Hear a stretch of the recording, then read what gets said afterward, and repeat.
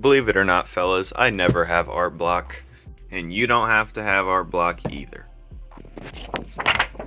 Let's take a paper out. And this exercise will unleash your creativity to a whole new level. I know my desk is a mess, but there's a goodness to this. There's a pro to this. Anything could be used as material for imagination and creativity.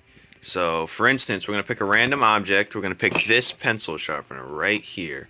And what you want to do with a pencil sharpener like this is you want to change your perspective of the item in your hand, such as rotating it in any direction. And every time you rotate it in a new direction, it changes form and it changes shape. Because we see things on a 2D plane. We can't see behind it, but we can this because it's a see-through.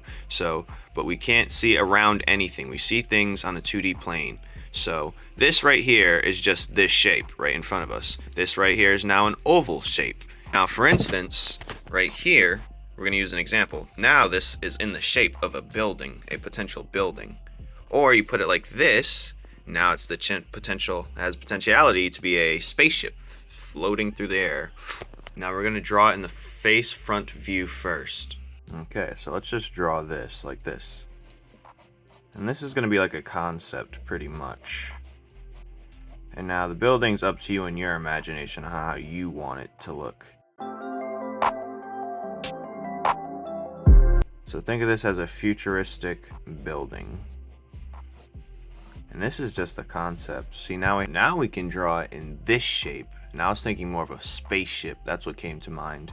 Or it can be like the end of a sailboat or whatever. Or it can be a cool hat or whatever. But we're going to draw it in this angle for a spaceship. So I'm just going to hold it like this. And I'm going to draw it like what I see from the 2D plane. And this is pretty much what I've got. And now you can get as realistic or you can deviate as much as you like, as long as it takes you to an idea. And since we don't have an idea yet, we're going to keep the drawing going until something clicks. But yeah, we have some sort of spaceship.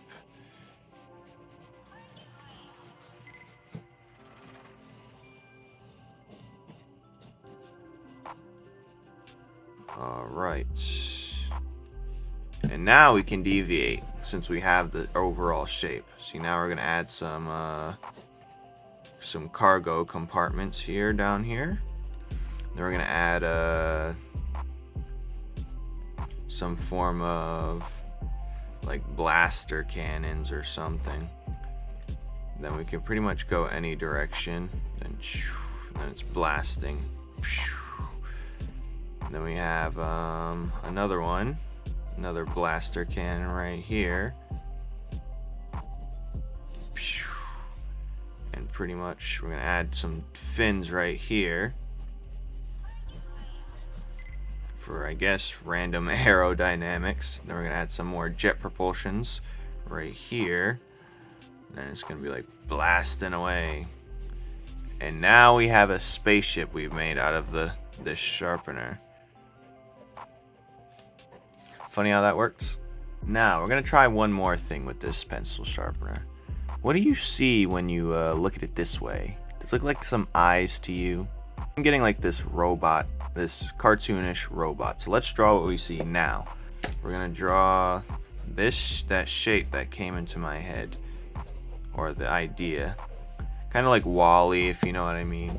So now we have the 2D plane of what we've seen from that angle. And now we have I like how we're going all futuristic with all three. We got the house, the spaceship, and now we have this robot. And pretty much we can just go anywhere with this direction. But it looks all...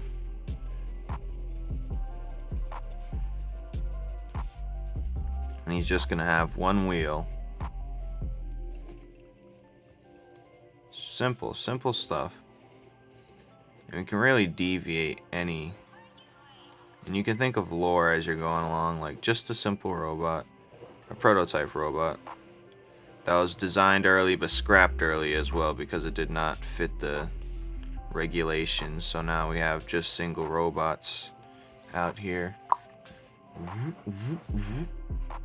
Now let's try and push the creativity of this in its entirety.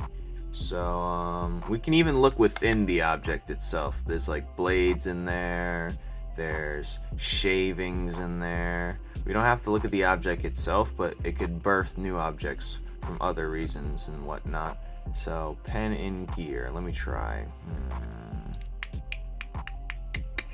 Alright, we're gonna try and just take the sharpened blade aspect of it, just for the last theme. And maybe we should try and make it futuristic, maybe not.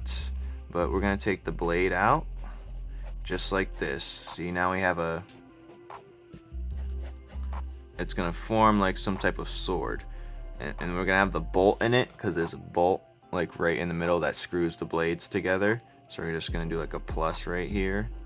Dink. It's a plus that holds it. Then it's gonna be like... It's gonna be called the Sharpener. I guess that's what we'll call it for now. But yes, I actually really like this. I might use this for my own thing. But yeah. Okay, so now we have a blade based off a pencil sharpener. And it's all about pushing the boundaries of anything goes. It doesn't have to be realistic. It doesn't always have to make sense either. So now we have a sword. Now, because I really like this pencil sharpener blade, we can think of some lore for it too. We could say, the pencil sharpener blade that sharpens with every cut. And it's kind of like a futuristic dystopian sword if you want to get real to the nitty gritty.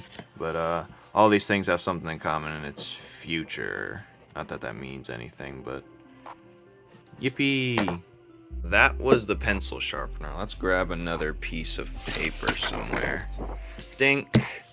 And this one's a little bent, but whatever. Now let's use another object in the room. We got these random cake erasers that should never bought, but we have this random obsidian looking rock right here. I've already made art out of this thing. It was a nice little cute, see, this looks like a little cute dude with his hands in the air. But use the blade. I've used many things, or we can also look at our bigger objects as well, like this lamp. Like, what can this lamp be? Like, what do you think? The first thing that you think when you see an object is what you should be drawing. So let's do the lamp real quick. We're gonna draw this lamp and see where it goes. Alright, we're gonna draw the lamp. Dink. There's inspiration everywhere. But let's say this lamp is sentient and has a mind of its own.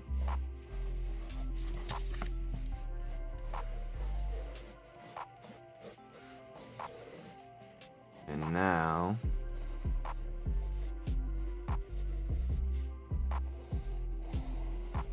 we could also bring it back to this the futuristic side too. But this lamp is like humongous. It's like the size of a skyscraper, and it spots people who aren't supposed to be there, or it spots people that aren't supposed to be like escaped. You could create a whole storyline to it. And this lamp spotted someone right here. Scary, ain't it? Imagine getting that light shined on you. You're pretty much done for. Or we can create more of a creature out of this lamp. Let's try and do it over here. And you can deviate as long as the idea appears in your head. Like, I don't have to go do the full shape of the lamp. Okay, we're gonna call this the coiler. Or the coil or something weird. Because it coils up. Now we have a basic, like, cartoony monster that's just made from pretty much nothing but hopes and dreams. Now we can make up some random lore for the coiler as well. Since it's almost like a light bulb, we could say it blinds its victims so it can munch on them when they're distraught from the light. Or it nibbles on them and gets away in secret. It chews chunks off as it runs into hiding. But it only works very quickness, so it has to act fast before the suspect finds out. But yeah, now we have a coiler. Call it the coiler. I could add this to my series as well. But yeah. Do one last thing. We're gonna do this exercise one last time maybe. And we can also choose other things from around our room. Like, let's use this mic for an example. What do you think? I'm thinking of a character, and it's not gonna be like a dude with a mic head. It's not gonna be a. I'm thinking like a knight with this, because this looks like chainmail. This looks like armor. This looks like something cool. So we're gonna do that, and it also looks futuristic-y too. So we might add another futuristic aspect to it, since that's apparently the theme I'm going for right now. But whatever. So now we have a. And whichever way I draw this character is, we're gonna have him like this. It's gonna be like the helmet. The helmet's gonna be like chainmail type thing. Then it's gonna have that red bar that you've seen. It's gonna be right here. Then since it's a character guide, we're gonna put the spot for the ears potentially, and then, but it's more of a helmet, so we have to let's just keep the idea running real quick. This is like, when you get stuck on a drawing, you don't have to keep drawing that part of the drawing. You can move on to another part, like the feet or something else like that. And now as I'm doing this, a whole new idea is emerging. Like, this doesn't even look like a knight anymore. This looks like something else. But that's also fine. I guess we can make this a robot.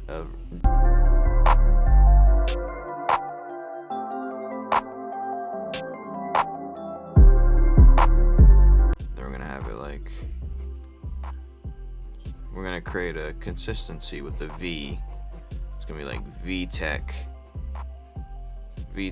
Industries, because it's like a little.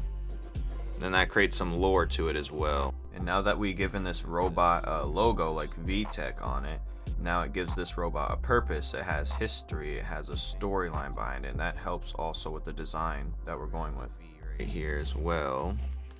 And it's gonna be like blasting off.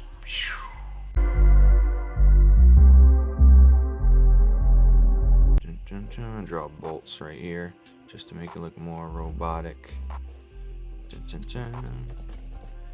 And now we have a whole character based off just the mic right here. And if you really want, we could really go in depth and start going crazy. Or we can use the mic again for just another way. It could just be the mic itself could be like a weapon. Since it's like a mic, we can have it blasting sound off like a weapon. But yeah, we have this. I like this design a lot, actually. How about we just quickly Sharpie this for fun and see where it takes us.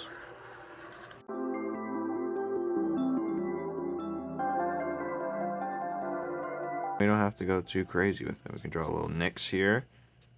It's like a robot, give that little metal look. And look at us, we already got our character right here. Now let's roughly color it just for fun. See how it'd look.